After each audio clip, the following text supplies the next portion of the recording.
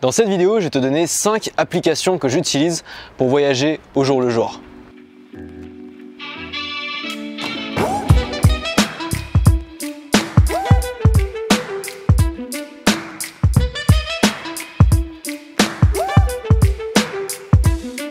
Alors avant tout, je voulais remercier Sarah sur Snapchat qui m'a suggéré de parler de ça dans ma vidéo du jour et je n'avais aucune idée de quoi parler, donc ça me fait un sujet et je pense que ça peut en aider pas mal puisque vous êtes nombreux souvent à me poser des questions sur ma manière de voyager et c'est vrai que moi j'aime pas beaucoup planifier, j'aime bien voyager au jour le jour et au gré de mes envies, donc ça m'arrive, voilà, je suis dans un endroit, j'ai envie de me déplacer le lendemain, je prévois ça le jour même ou la veille. C'était le cas notamment quand j'étais en Bulgarie où j'ai pris la décision au dernier moment d'aller faire un tour à Istanbul et je le regrette pas et j'aurais peut-être pas pu faire ça si j'avais tout planifié. Planifier ces destinations c'est bien si tu veux vraiment voir des choses en particulier et si tu veux profiter de prix plus intéressants parce qu'évidemment quand tu t'y prends à l'avance c'est moins cher, mais c'est pas forcément la façon la plus agréable de voyager puisque tu risques parfois de te forcer finalement à faire ce que tu avais dit que tu ferais au lieu de faire ce que tu as envie de faire le jour même et de semaine en semaine ou de jour en jour, on peut changer d'avis, on peut avoir envie de rentrer, on peut avoir envie d'aller autre part.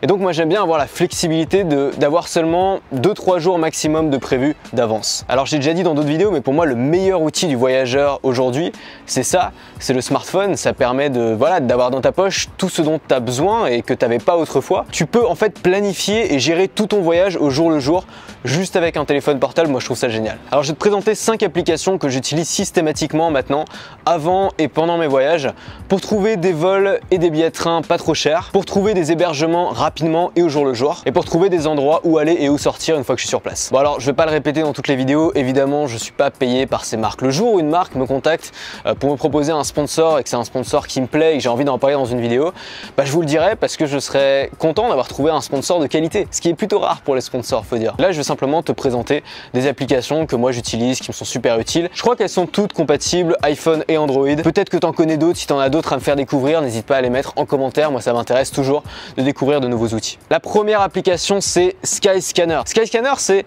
Gabriel Clément qui me l'avait fait découvrir. Gabriel Clément c'est l'élève que je coach, d'ailleurs j'ai un coaching avec lui aujourd'hui. Je connaissais pas cette application, elle permet de trouver les billets d'avion les moins chers et elle te permet en fait de trouver la date la moins chère pour prendre un billet d'avion. Et ça c'est top parce que la plupart des services de réservation de billets d'avion finalement ils te disent à quelle date tu veux partir, c'est toi qui rentres la date et ensuite il te met la liste des prix. Mais sauf que si tu es comme moi et que tu n'as pas spécialement de date précise, tu pars quand tu as envie de partir, forcément ça t'intéresse d'économiser 50 ou 100 euros en modifiant ton départ de quelques jours. Donc tu entres ton aéroport de départ, ton aéroport de destination et tu dis que tu pars à une date indéterminée et il va te sortir des graphiques où il va te montrer quels sont les mois où c'est le moins cher et à l'intérieur de ces mois quels sont les jours où c'est le moins cher. Donc c'est vraiment super utile pour avoir des billets d'avion pas trop chers. La deuxième application c'est celle que j'utilise juste après avoir utilisé Skyscanner, c'est Expedia.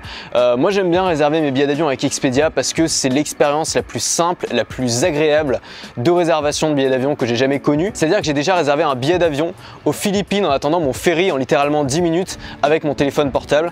Et ça c'est vraiment génial parce qu'avant il fallait vraiment s'emmerder quand il fallait réserver des billets d'avion sur internet. Alors Expedia ils font pas leur business sur la vente de billets d'avion, ils font leur business sur la vente de nuits dans les hôtels. Donc ils vont absolument essayer de te vendre des nuits dans les hôtels en te faisant croire que c'est moins cher. Moi j'ai comparé avec Booking et souvent en fait les promotions qui sont sur Expedia où ils te font croire que cette promotion est réservée à toi parce que tu as pris ce vol, en vrai c'est pas le cas, la promotion est la même sur Booking ou sur Agoda. Leur fais pas trop confiance là-dessus, par contre pour les vols ils vont toujours te sortir les moins chers et c'est vraiment top. La troisième application c'est un must-have si tu veux prendre le train en France. Ça s'appelle Captain Train. Je crois que c'est une start-up française qui a lancé ça. Ils concurrencent en gros Voyage SNCF et l'expérience est, je dirais, encore meilleure que sur Expedia. L'année dernière, j'ai commandé avec Captain Train un billet de train pour Aix-en-Provence en 5 minutes en attendant dans la file d'attente d'un restaurant. Donc juste imagine ce que les gens devaient endurer il y a 20 ans, 30 ans pour acheter un billet de train où il fallait se rendre à la gare ou alors pour acheter un billet d'avion où il fallait aller dans une agence de voyage, il fallait attendre, il fallait réserver, t'avais jamais le moins cher évidemment. C'est génial, moi c'est génial. Quatrième application, c'est 2 applications, mais en fait c'est la même boîte qui a créé les deux, c'est Agoda et Booking. Alors moi j'utilise les deux. L'avantage d'Agoda, par rapport à Booking, en tout cas en Asie, c'est que ça te permet de payer à l'avance ta chambre d'hôtel par carte bleue ou par PayPal. Moi je déteste être redevable de qui que ce soit et ça m'arrive en voyage d'avoir des problèmes de carte bleue et ça m'est déjà arrivé de devoir payer un hôtel et de pas pouvoir le payer parce que ma carte bleue était bloquée. Donc je préfère vraiment payer à l'avance mes nuits d'hôtel et Agoda permet de le faire alors que Booking ne permet pas de le faire en Asie. Maintenant je crois que ça dépend des pays. En Bulgarie je pouvais pas le faire avec Agoda, ça fonctionnait pas et donc du coup j'ai plutôt réservé mes hôtels avec Booking. Dans tous les cas c'est à peu près le même prix, c'est les mêmes avis clients puisque c'est la même entreprise qui gère les deux donc ça se ressemble beaucoup. Tu peux vraiment faire confiance aux avis clients qui sont des avis vérifiés puisque c'est seulement des gens qui ont vraiment passé des nuits à l'hôtel et pas seulement comme sur TripAdvisor n'importe qui vient laisser son commentaire, dont souvent les concurrents malheureusement. Et donc c'est plutôt sympa. Cinquième et dernière application, c'est une application que j'ai découvert en Bulgarie, que je connaissais mais que j'avais jamais vraiment utilisée, c'est Foursquare. Foursquare, yeah, Foursquare of course. Foursquare c'est une sorte de concurrent à TripAdvisor qui est assez répandu aux États-Unis mais qui s'est jamais vraiment développé en France et c'est dommage parce que c'est super bien foutu et n'importe où tu vas dans le monde, il y a des gens qui vont laisser des avis sur des hôtels, des restaurants, des activités à faire et je déteste l'expérience TripAdvisor. Je vais pas te recommander TripAdvisor parce que je sais pas, j'ai jamais accroché, je trouve que l'interface est pourrie, c'est moche, c'est pas fiable et les avis ils sont souvent très douteux, il y a beaucoup de problèmes de gens qui achètent des avis ou des concurrents qui achètent des avis. Il y a un espèce de jeu en fait avec Foursquare où les gens peuvent plus ou moins je crois devenir maire de certains endroits. Bon moi je suis pas trop au jeu donc ça m'intéresse pas mais les gens sont vraiment impliqués, il y a une vraie communauté impliquée. Par exemple en Bulgarie c'était super vivant, il y avait une vraie communauté Foursquare. Alors je sais pas si c'est pareil partout mais en tout cas l'interface est super agréable, c'est super sympa, moi j'ai découvert plein d'endroits sympas grâce à ça, j'ai découvert des restos qui étaient vachement bons, j'ai découvert des endroits où sortir et notamment la petite fonction que j'adore c'est tu peux activer une notification, ils vont pas te harceler mais simplement quand tu vas dans un endroit, va t'envoyer une petite notification en disant tiens t'es à tel endroit, je te conseille d'aller voir tel bar ou tel musée parce que ça plaît pas mal aux gens qui vont dans cet endroit. Donc c'est un compagnon à emmener avec toi quand tu pars en voyage qui va te suggérer régulièrement des bons plans où aller.